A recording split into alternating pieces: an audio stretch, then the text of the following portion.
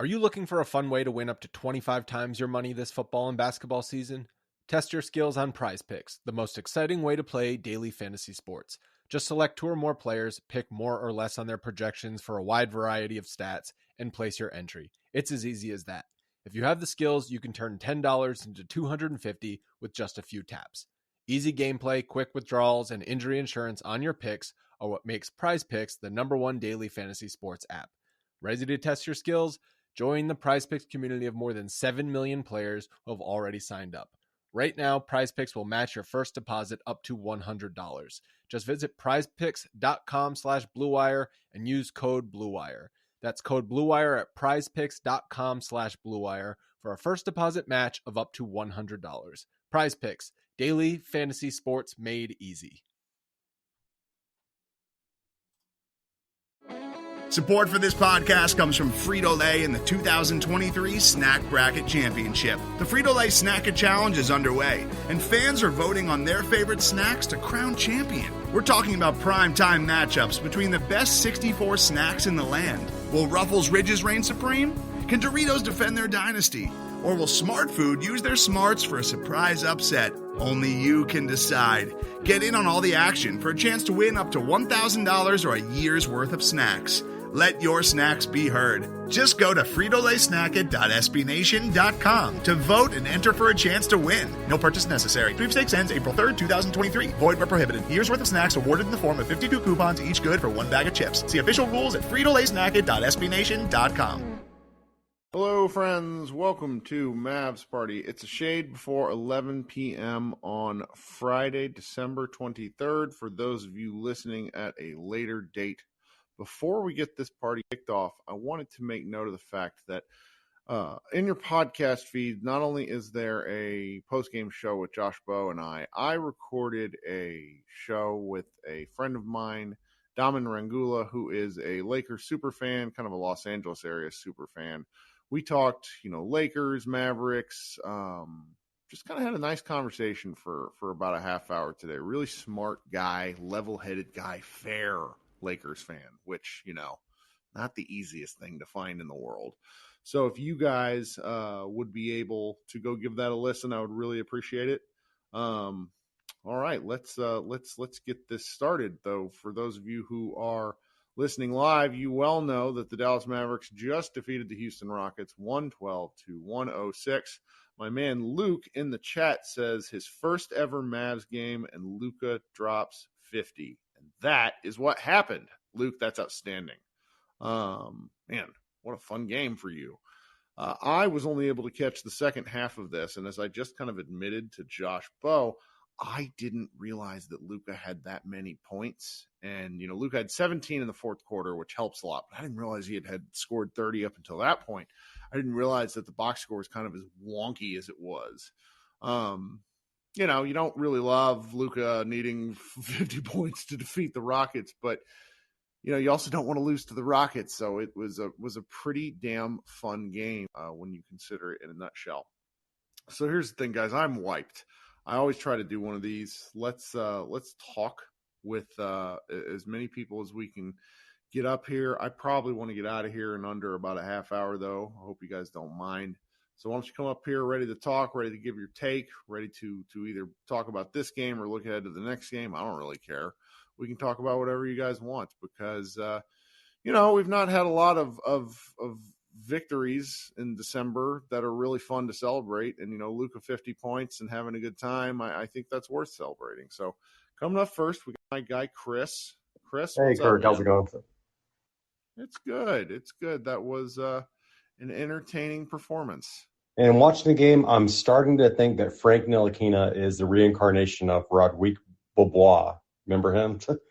Yes, but this is a ridiculously spicy take. Go with it. They're both passive players. I mean, I don't really remember Roddy B just making all these mistakes on the traveling and the bad pass that Frank did. I don't know if you saw that.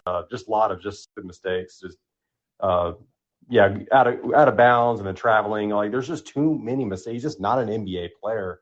It's very frustrating to see him on the floor. But with all the injuries, I mean, they had McKinley Rat out there. I was surprised they didn't give Tyler Dorsey some burn, but I don't know. What do you think about since we're like all these injuries, getting some more G League players and like a kind of like last year when we had that COVID, we had these random players just be on the team for a little while. So they had some exceptions going on with that.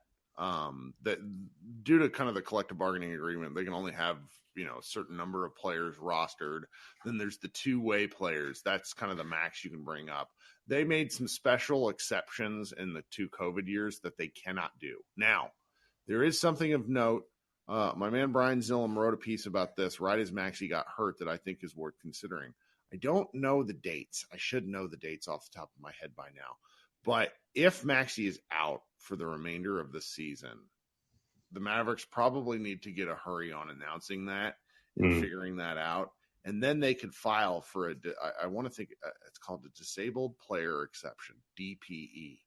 And they're something along the lines of where they could bring somebody in for up to half of what Maxey was making this year. I think I have that right. Again, I'm sorry. I'm really tired. No, you're good. You're good. But that's the sort of thing that's about the only thing they could do to add anyone to this. I just wish we could just find a diamond in the rough. I don't even care if it's a known player because it seems like when we play bad teams, we get beat by unknown players anyway. So, well, what they could do is shuffle players out of their two-way contracts. Those contracts, if I think they're fully guaranteed, so they would have to pay out either McKinley Wright or our other guy and bring in someone else on a two-way deal.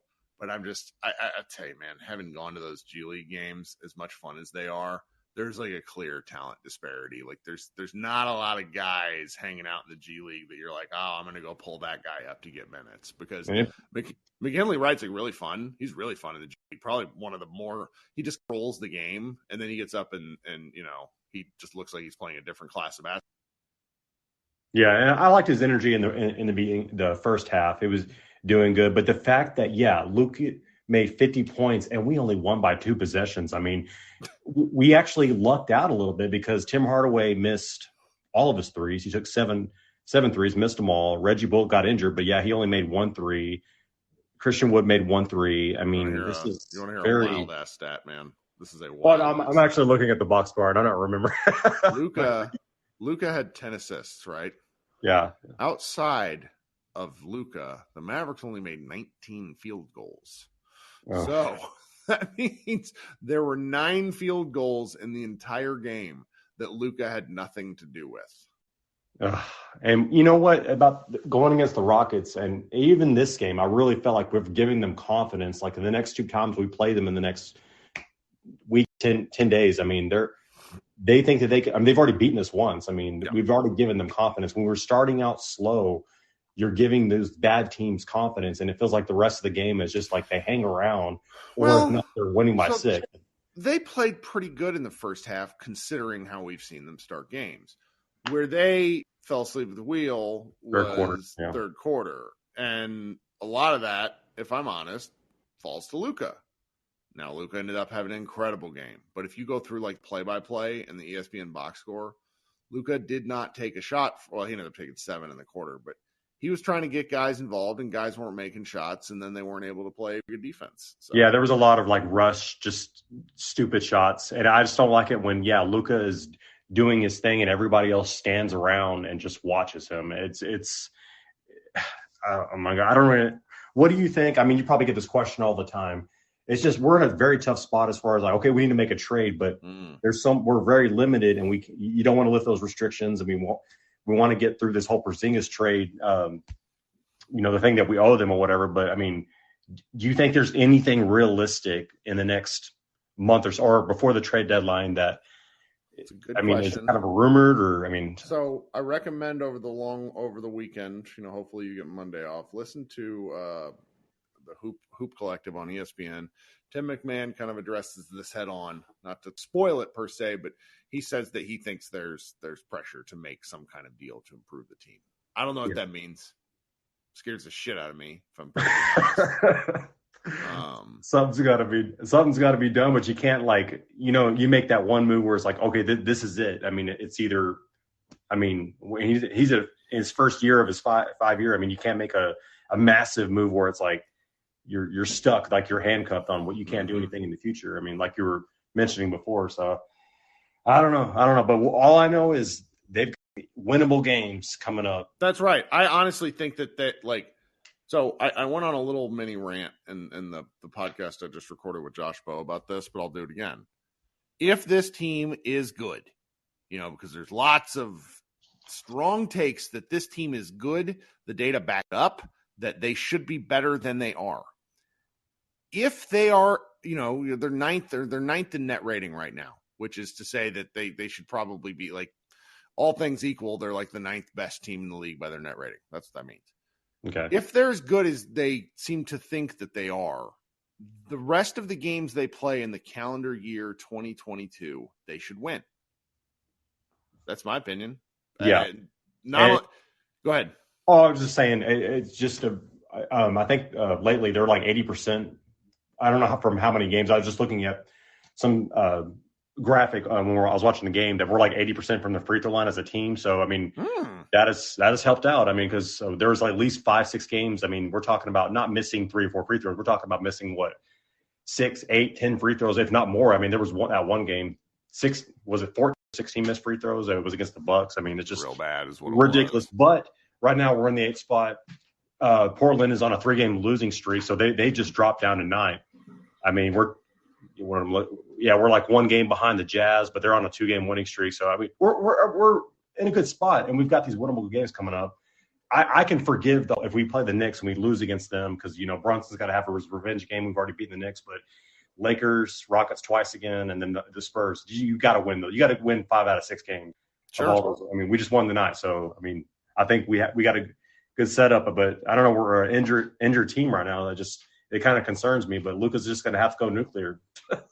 I mean, it might really be that basic. Yeah. I just wish these other guys could hit their wide open freaking shots, man. Like, well, I appreciate you getting us started, buddy.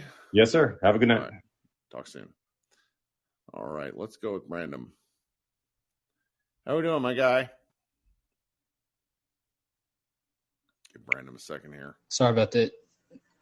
That's all right. What's up? Not much, man. I was actually listening on League Pass it's blacked out. I'm down here in Houston, and it's blacked out. So I had to listen on League Pass, and they were talking about Dirk going to the Hall of Fame, and I just want to say good for him. That dude's really good, and he put in a lot of work. His body is kind of a testimony of the work that he put in to get to where he's at. And just thinking back to his rookie season, they had a terrible roster. God, man, even all the way up to even after they won a championship and Tyson left, you could slowly see the decline in talent. And like you say all the time, they just held on to players, but outside of injuries, that dude, he stayed dedicated to the Mavericks, and that dude's kind of like a testimony of what him, Larry Bird, guys that just really gritted it out till they couldn't play no more. Pretty much testimonies of what you can be. This is a pro Dirk podcast, and surprising news to everyone in the chat. I am always happy to talk Dirk. So he's getting a statue Saturday. He is going to be, he's up for Hall of Fame class, but he's a first ballot guy. He's on the one hand, it makes me sick that he's going in with Dwayne Wade. On the other hand, I kind of like the symmetry of it. That's a really special Hall of Fame class. Like our guy Xavier, who was in here the other night, asked if anybody at Mavs Moneyball wanted to go to Springfield for the Hall of Fame induction. I don't even know how to go about doing that, but that sounds amazing. This class that's going in is like an all-timer group because you have these guys that were drafted from sort of like 96 to 2003. There's just so many good players in that section, and it's like guys that are, Dirk's probably the last one to retire because you've already seen like Timmy Duncan go in. We've seen KG go in.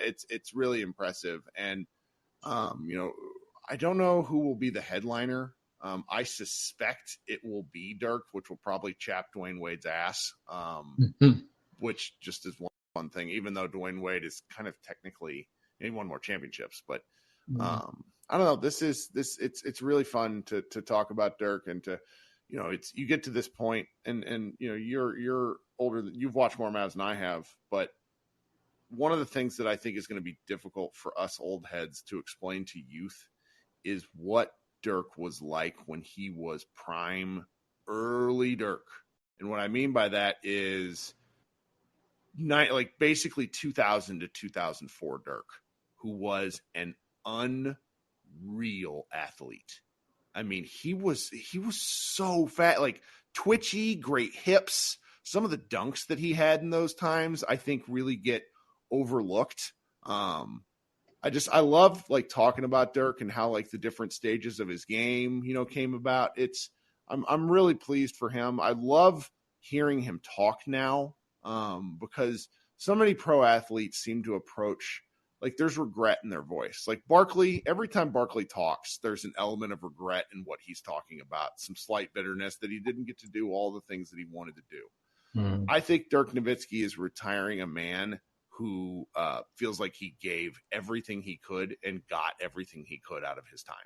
He left everything on the floor. Yeah, I mean, every time he played. And if you remember, like you said, during that time, he came in kind of wired, but that dude just started putting on weight. And I mean, they couldn't body him. At first he was kind of feeling, I think getting kind of used to the league. But then when he started putting on weight, I mean, man, they couldn't stop him. I was just thinking, man, if people talk about if you could give somebody the last shot, would it be Steph Curry or Kareem? I'm like, man, you got to throw two more people in there. You got to throw Larry Bird and Dirk in there if you're going to give somebody the last shot. Because he was one of the most clutch players of all time. Like Kobe took an ass ton of shots, but Dirk hit a ton. He was a remarkably clutch player. And, some of that's like noise because there's not enough volume. Mm-hmm. But the results are still there. And my goodness, I just, it's fun to, somebody in the chat said, I think 06 Dirk was prime Dirk. That was 06 Dirk was like the combination of powers. But when I was thinking of it, what I meant was like early Dirk doesn't get like people, you see these youth that refer, this is just a shooter. Right. Like, Dirk in today's game would cook with gas because he was a hell of a ball handler. He'd put the ball on the floor more and shoot more threes. Dirk shot almost no threes during the Avery Johnson era because Avery didn't want him to. Mm-hmm. And this is, like you just mentioned, one of the best shooters of all time. When they show those, like, who was the best shooter from particular areas of the floor, Dirk owns the entire 15-foot circle going around the entire key. It's nuts. He's such an impactful player. The shot that he does is like, Kevin Durant adopted it. LeBron adopted it. It's just like, that's impact. Dirk really mattered. And I'm so grateful we got to watch him. Yeah. Yeah. And I mean, what makes Dirk so much of a legend, I mean, to players, I think, is because he came in during the transition after the 96 Bull era. It was still it was still those era, even that team was broken up, it was still those era players. He played against the greats then. He played against the greats during his time. And then as he retired, he was playing with, the next set of greats right there. So that's three different, I guess you could say, generations of basketball that kind of, respected his skills. But absolutely. I mean, there was a story, one of the most trafficked stories in Mavs Moneyball history was Josh Bowe doing this aggregation. It's Jordan from a long time ago, like it was probably 10 years ago at this point, but Jordan saying that Dirk was one of like four players from like that era of basketball that he thought could play in the 90s because he thought Dirk was tough as nails. It's crazy. That's crazy. You don't ever hear Jordan say anything good about him. I mean, and one more thing, it's kind of, I guess his highest point would be, the championship. That's the pinnacle. But then I would have to debate kind of his lowest points if it would be the blowout, in the playoffs, or if it's just getting ran off the court by the Spurs every year. And if I had to pick, I would say his lowest point would be losing to the Spurs because, I mean, they just had Dallas number for years. And I could be wrong, but I believe it was like maybe 16 straight games or something that the Mavericks had lost to San during that streak. Oh, man. Well, I love talking Dirk. Thank you for making me talk Dirk. I'm a big fan of that. Yeah, man. Yeah, like you said, go Mavs. Take care, man. All right, take care. Merry Christmas and all that good stuff. I do want to read this because I went and found the story. Let's see here. It was from ESPN's Wright Thompson. and this was it was Michael Jordan turning 50, which would have been almost 10 years ago. Okay, so 2013 is the story. And I'm just going to read it verbatim. Jordan plays his new favorite trivia game, asking which current players could nearly be successful in his era. Our era, he says over and over again, calling modern players soft, coddled, and ill-prepared for the highest level of the game.